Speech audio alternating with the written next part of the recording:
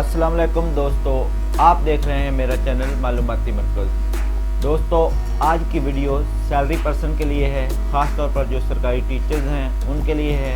आज की video income tax की रिटर्न के बारे में कि साल 2020 की रिटर्न का फॉर्म कैसे फिलअप करना है और रिटर्न कैसे सबमिट करवानी है। दोस्तों, रिटर्न का फॉर्म नहायत ही बड़े समझदारी और तवज्जो के साथ करना चाहिए ताकि आप इनकम टैक्स रिटर्न सही तरीके से जमा करवा सकें। दोस्तों, ये वीडियो आपके लिए बहुत ही फ़ायदेमंद होगी। इस वीडियो को आप पूरा देखिएगा ताकि इनकम टैक्स रिटर्न का फॉर्म फिल करते वक्त आपको आसानी हो। तो दोस्तों, आइए चलते हैं अब वीडियो की जानिब कि इनकम टैक्स साल 2000 रिटर्न कैसे करनी है। तो आइए दोस्तों चलते हैं अब वीडियो की जानिब। आप गूगल में सिंपली लिखें IRIS। तो IRIS FBR पे क्लिक करें तो आपके सामने एक FBR का इंटरफेस ओपन हो जाएगा। तो ये इंटरफेस इस दफ़ा थोड़ा सा चेंज है। तो आइए दोस्तों अब वीडियो को स्टार्ट करते हैं। दोस्तों, नए पर्सन के लिए रजिस्ट्रेशन फॉर अनरजिस्टर्ड पर्सन करेंगे। अगर आपकी पहले रजिस्ट्रेशन हुई है तो आप लॉगिन करेंगे सिंपली। यहाँ पे रजिस्ट्रेशन नंबर पे आप अपना ID कार्ड नंबर लिखेंगे और नीचे पासवर्ड लिखेंगे। दोस्तों, लॉगिन करने के बाद आपके सामने आपका IRS का डैशबोर्ड आ जाएगा। तो यहाँ पे आपने कंप्लीटेड टास्क जो आपने पिछले साल की रिटर्न की होती हैं वो फॉर्म आते हैं। आउटबुक्स में अगर कोई इन्फॉर्मेशन बच जाए तो वो शो होती है और इनबॉक्स में FBR की तरफ से कोई भी मैसेज आ जाए वो शो होता है और ड्राफ्ट में वो फॉर्म शो होता है जो आप करंटली कर रहे होते हैं। इस तरह अब आपने साल 2020 की रिटर्न करनी है। उस रिटर्न के लिए हम फॉर्म देखते हैं कौन सा फॉर्म करना है। यहाँ पे 2-3 फॉर्म है जो आप कर सकते हैं। Salary return individual visit view 2020, normal return excluding business visit view, salary return for individual visit view है, सैलरी रिटर्न फॉर इंडिविजुअल है और normal return for individual AOP COY है। तो ये सारे फॉर्म, इन तमाम फॉर्म में से कोई भी आप फॉर्म कर सकते हैं। मैं समझता हूँ कि ये नॉर्मल रिटर्न वाला फॉर्म इंडिविजुअल्स के लिए, सैलरी पर्सन के लिए नहायत ही ईजी और आसान है। ये फॉर्म करना चाहिए। चलें हम इस फॉर्म को ओपन करते हैं। यहाँ पे आपने पीरियड को सिलेक्ट करना है कि जिस साल की आप रिटर्न कर रहे होते हैं। साल 2019 की कर रहे हैं तो 2019 लिखेंगे।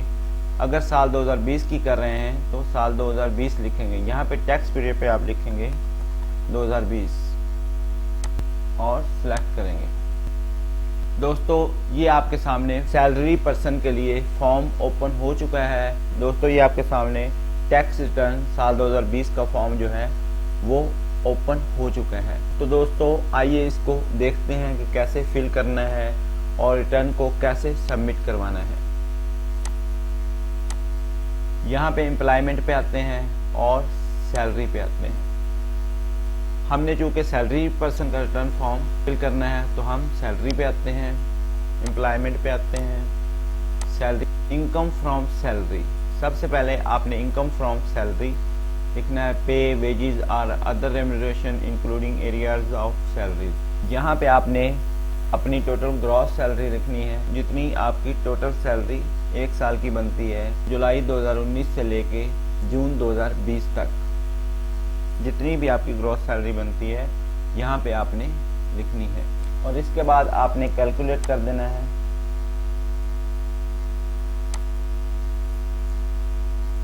Allowances including flying submarine allowances. यहाँ पे आपका कोई मेडिकल अलाउंस है वो आपने लिखना है। मेडिकल अलाउंस जो होता है वो सैलरी में एग्जेम्प्टेड होता है, टैक्स एग्जेम्प्टेड होता है। यहाँ पे आपने वो लिख देना है। एक्सपेंडिचर रिबर्समेंट, यहाँ पे कोई अगर एक्सपेंडिचर हो तो वो आपने लिखने हैं। Values of pre requisites including transport monetization for government servants. यहाँ अगर आपको कोई TADA मिला है तो वो आप लिख सकते हैं। प्रॉफिट्स इन ल्यू ऑफ और इन एडिशन टू पे वेजेस और अदर रेम्यूनरेशन। यहाँ आपको साल के दौरान अगर कोई और पे मिली है, अगर कोई बोनस मिला है या कोई एक्स्ट्रा आपको सैलरी मिली है वो यहाँ पे आप लिख सकते हैं। नेक्स्ट इसको क्लोज करते हैं। और नेक्स्ट देखते हैं प्रॉपर्टी।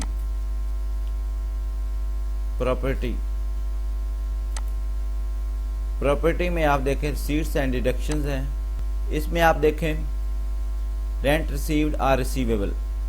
अगर आपने कोई रेंट रिसीव किया है तो यहाँ पे आप लिख सकते हैं, या आपने रिसीव करना है वो यहाँ पे आप ऐड कर सकते हैं। 1/10 of amount not adjustable against rent के अगेंस्ट आपने 1/10 कोई अमाउंट रिसीव की है वो आप यहाँ पे लिख सकते हैं। उसके बाद देखेंगे forfeited deposit under a contract for sale of property.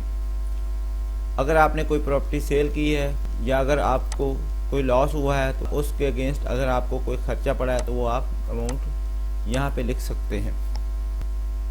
उसके बाद देखें recovery of unpaid irrecoverable rent allowed as deductions, unpaid liabilities exceeding 3 years।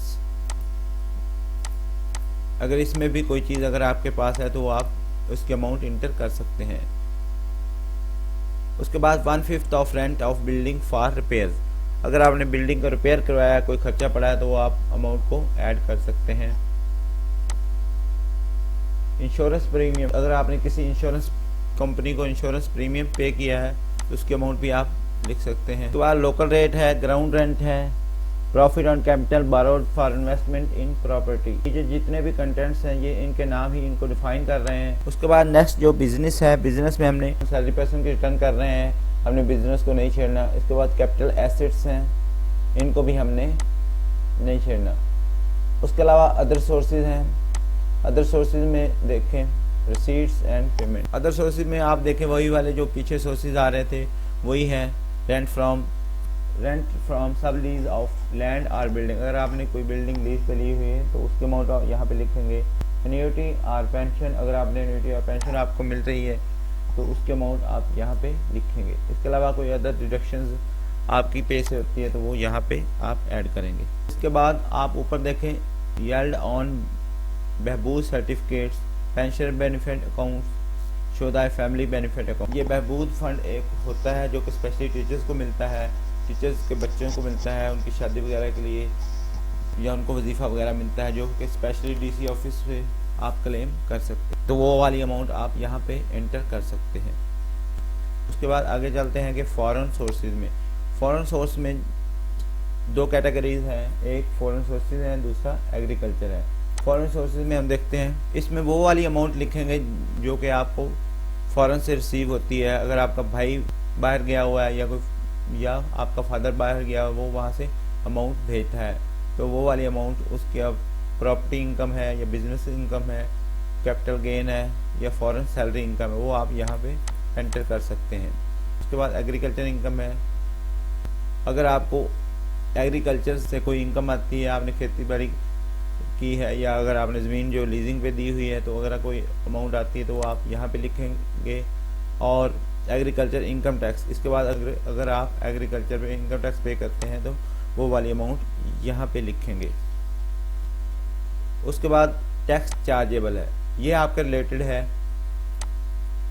आपने यहाँ पे आना है डिडक्टेबल अलाउंसेस। डिडक्टेबल अलाउंसेस वो हैं जो कि एम्प्लॉयर आपकी सैलरी से डिडक्ट करता है। मसलन आप ज़कात आपसे डिडक्ट कर रहा है या वर्कर वेलफेयर फंड आपसे ले रहा है, उसके अमाउंट यहाँ पे लिखेंगे।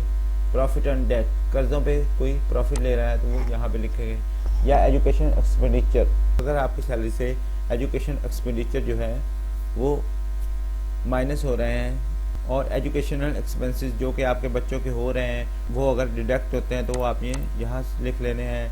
चैरिटेबल डोनेशंस, उसकी अमाउंट अगर आपकी डिडक्ट होती है तो वो आप यहाँ पे लिखेंगे, अगर नहीं है तो इनको आप खाली छोड़ सकते हैं। नेक्स्ट है tax chargeable. Income tax on working capital 99A of 9th schedule, ये आपके रिलेटेड नहीं है, इसको आप खाली छोड़ सकते हैं। नेक्स्ट टैक्स क्रेडिट पे आए, ये आपके रिलेटेड नहीं है, इसको ना छेड़ें। उसके बाद नेक्स्ट एडजस्टेबल टैक्स पे आए, ये एडजस्टेबल टैक्स का फॉर्म है तो इसमें आप देखेंगे कि जो भी टैक्स आपकी सैलरी से डिडक्ट हो रहा है वो आप यहाँ पे लिखेंगे। स्पेशली टीचर्स के लिए एक बात मैं बताता चलूँ कि टीचर्स के लिए 60 और 40 के रेशो से टैक्स जो है वो लागू होता है, यानी कि उसको टीचर्स को जो 60% टैक्स है उसको वो एग्जैम्प्ट है और 40% टैक्स जो है वो पे कर रहा होता है। तो उसमें आपने अगर उसकी सैलरी से 1000 टैक्स डिडक्ट हो रहा है तो आपने यहाँ 400 अमाउंट लिखनी है। उसके बाद आपने 2 दफ़ा कैलकुलेट का बटन जो है वो प्रेस करना है। जो चीज़ें आ रही हैं तमाम टैक्सेस के रिलेटेड हैं। ये देखिए पेमेंट और रॉयल्टी टू रेजिडेंट पर्सनस, इसकी अमाउंट अगर है तो यहाँ पे लिखें। रेंट ऑफ प्रॉपर्टी है तो यहाँ पे ऐड करें। उसके बाद कैश विड्रॉल फ्रॉम बैंक, अगर आपने बैंक से कुछ कैश निकलवाया है, अगर आपने bank withdrawal from pension fund, अगर आपने पेंशन निकलवाई है तो उस पर कुछ टैक्स पे किया है तो वो आप यहाँ पे लिखेंगे। कैश विड्रॉ फ्रॉम बैंक, अगर आपने बैंक से कुछ अमाउंट निकलवाई है तो उस पर विद होल्डिंग टैक्स कटता है तो वो आप यहाँ पे ऐड करेंगे।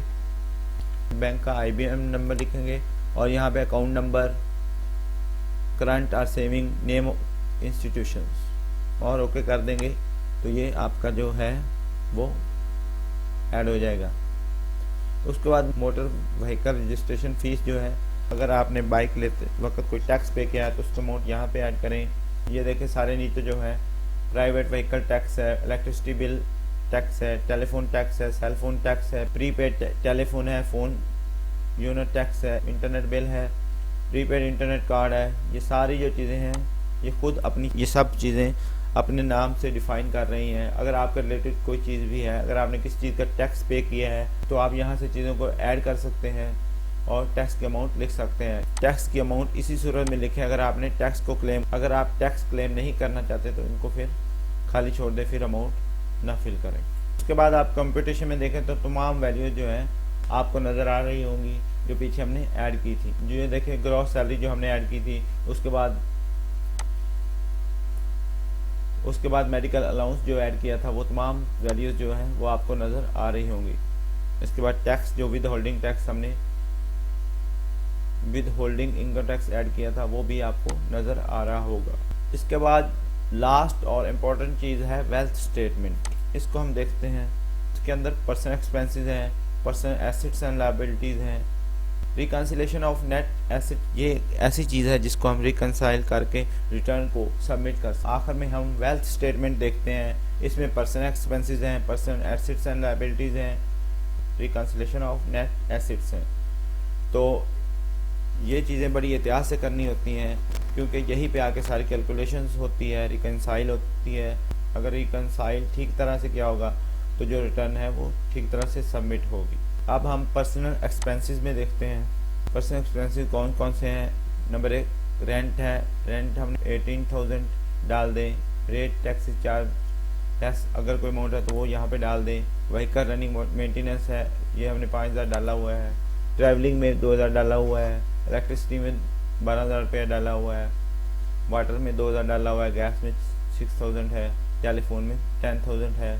मेडिकल अलाउंसेस, मेडिकल में जो है 12,000 डाला हुआ है। एजुकेशन एक्सपेंडिचर जो है वो 50,000 डाले हुए हैं। फंक्शन गैदरिंग में 20,000 डाले हुए हैं। ज़कात इंश्योरेंस प्रीमियम में 10,000 रुपये डाले हुए हैं और अदर हाउस होल्ड एक्सपेंसेस जो है वो 16,000 रुपये डाले हुए हैं। Contribution in expenses by family member 10,000 रुपया डाला हुआ है। इन तमाम जो एक्सपेंसेस को अगर हम कैलकुलेट करेंगे तो 1,53,000 बनते हैं। टोटल इनका जो टोटल बनता है वो 1,53,000 जो है इसकी अमाउंट बनती है। ये तमाम एक्सपेंसेस जो होते हैं, अगर आपको एग्जैक्ट फिगर याद नहीं तो इसको आप तकरीबन में डाल सकते हैं। जितने आपको याद है वो आप लिख सकते हैं। यहाँ पे एसेट्स एंड लायबिलिटीज़ में देखें, यहाँ पे अगर आपकी एग्रीकल्चरल प्रॉपर्टी है तो यहाँ से आप ऐड कर सकते हैं। एड्रेस लिखें, कमर्शियल एंड रेजिडेंस लिखें, house, flat, plot, areas, city वगैरह लिखें और उसकी अमाउंट जो है वो आपने यहाँ पे लिख देनी है। उसके बाद एग्रीकल्चर प्रॉपर्टी लिख सकते हैं, यहाँ से ऐड कर सकते हैं। उसके बाद कमर्शियल, इंडस्ट्रियल, रेजिडेंशियल प्रॉपर्टी अगर है नॉन बिजनेस में है तो यहाँ से ऐड कर सकते हैं। इक्विपमेंट है जो अगर आपके तो वो यहाँ से उसकी अमाउंट ऐड करेंगे। उसके बाद मोटर व्हीकल है तो उसकी अमाउंट यहाँ पे ऐड कर सकते हैं। प्रीशियस पोसेशंस, अगर आपकी कोई कीमती चीज़ है, इसमें गोल्ड, सिल्वर, डायमंड वगैरह आते हैं तो उनकी अमाउंट आप यहाँ लिख सकते हैं। हाउस होल्ड यहाँ से कोई घरेलू चीज़ें हैं वो आप यहाँ लिख सकते हैं। पर्सनल आइटम है, लैपटॉप है, कंप्यूटर है, वो आप ऐड कर सकते हैं। कैश में अगर आपका कोई बैंक बैलेंस पड़ा है तो वो यहाँ पे ऐड कर सकते हैं। इन तमाम एसेट्स को हम अगर कैलकुलेट करेंगे तो 4,60,000 बनेगा। जो भी अगर आपके रिलेटेड कोई एसेट्स है उसके अमाउंट आप उसके सामने ऐड कर सकते हैं। अब हम आते हैं रिकंसाइलेशन ऑफ नेट एसेट्स। अभी हम रिकंसाइल पे चलते हैं, रिकंसाइलेशन ऑफ नेट एसेट्स। ये देखें, नेट एसेट्स करंट ईयर, जो करंट ईयर के हमारे नेट एसेट्स है वो 4,60,000 हैं। नेट एसेट्स प्रीवियस ईयर, इसको हमने खाली छोड़ा हुआ है, अगर है तो आप डाल सकते हैं। इंक्रीज और डिक्रीज इन एसेट्स, अगर हम प्रीवियस ईयर के एसेट की अमाउंट डालेंगे तो हमें पता चलेगा कि एसेट्स जो है इंक्रीज हुए हैं या डिक्रीज हुए हैं। उसके बाद इनफ्लोज की जो अमाउंट आती है ये हम देखते हैं कि कहाँ से आती है। Income declared as per return for the year subject to normal tax. हमने नॉर्मल टैक्स के लिए जो इनकम पूरे साल की हमारी इनकम थी, जितनी पूरे साल की सैलरी होती है हमारी इनकम होती है, यहाँ पे लिखेंगे। उसके बाद income declare as per return for the year exempt from tax. Tax से जितनी भी हमने टैक्स एग्जैम्प्ट अमाउंट थी वो हमारी 18,000 थी, वो हम यहाँ पे लिखते हैं।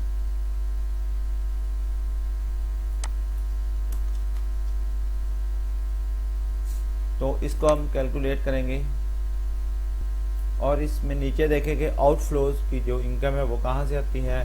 हमारे जो पर्सनल एक्सपेंस की जो इनकम है वही आउटफ्लो में इनकम में आ रही है।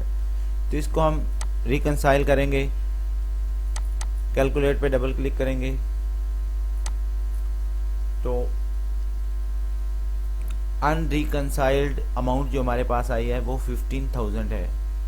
तो यहाँ पे अगर हमारी अनरिकंसाइल्ड अमाउंट 0 होगी तो हमारी जो है वो रिटर्न ठीक होगी। तो हम देखते हैं कि हमने 15,000 का करना क्या है। ये अनरिकंसाइल अमाउंट आ रही है हमारी, तो हम करते ये हैं कि या तो 15,000 अदर में डाल देते हैं या 15,000 जो है वो किसी को 15,000 का गिफ्ट दे देते हैं, गिफ्ट में डाल देते हैं। हम ऐसा करते हैं कि 15,000 जो है वो अदर में डाल देते हैं। तो ये अदर में डालने के बाद दोबारा कैलकुलेट 2 दफ़ा कैलकुलेट करेंगे तो आप देखें रिकंसाइल अमाउंट जो है वो 0 आ चुकी है। अब ये रिटर्न जो है रिकंसाइल हो चुकी है, अब ये सबमिट करने के काबिल हो चुकी है। यहाँ पे आप वेरीफाई पिन नंबर देंगे जो आपको मिला होता है, वेरीफाई पिन करें। कोड वेरीफाइड सक्सेसफुली जो हो चुका है, तो अब इसको हम सेव कर लेते हैं। सेव करने के बाद आप सबमिट कर सकते हैं। Transaction will not be editable after submission, यानी कि सबमिट होने के बाद कोई चीज़ भी आपकी एडिट नहीं होनी। अगर हम यहाँ पे यस करेंगे तो आपकी जो है रिटर्न वो सबमिट हो जाएगी। अगर नो करते हैं तो आपकी जो रिटर्न है सबमिट नहीं होगी, लेकिन आपकी जो रिटर्न है आपने जितना भी वर्क किया है वो आपके ड्राफ्ट में सेव जो है वो ज़रूर हो जाएगी। तो दोस्तों ये थी इनकम टैक्स रिटर्न साल 2020 की। कैसे सबमिट करनी है उसका फॉर्म आपके सामने मैंने फिलअप करके आपको बताया। तो दोस्तों आप इस तरह इनकम टैक्स रिटर्न साल 2020 की जो है वो सबमिट कर सकते हैं। शुक्रिया।